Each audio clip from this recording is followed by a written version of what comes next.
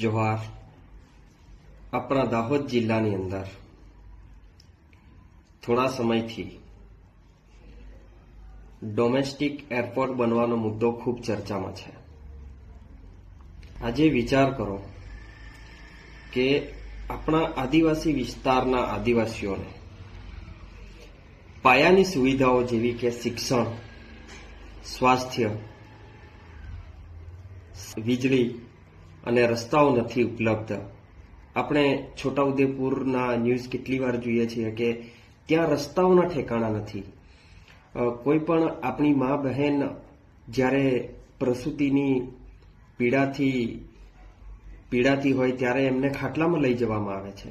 આઝાદીના આટલા વર્ષો પછી પણ કેટલાય એવા આપણા આદિવાસીના અંતરિયાળ વિસ્તારો છે કે જ્યાં મૂળભૂત સુવિધાઓ જેમ કે સારું શિક્ષણ નથી, સારી શાળાઓ નથી, ખંડેર હાલતમાં શાળાઓ છે, દવાખાનાઓના ઠેકાણા નથી, રસ્તાઓના ઠેકાણા નથી, પાણી અને વીજળી જેવી સુવિધાઓ આજે પણ કેટલાય ગામોમાં નથી, ઇન્ટરનેટના સારા કનેક્શન નથી.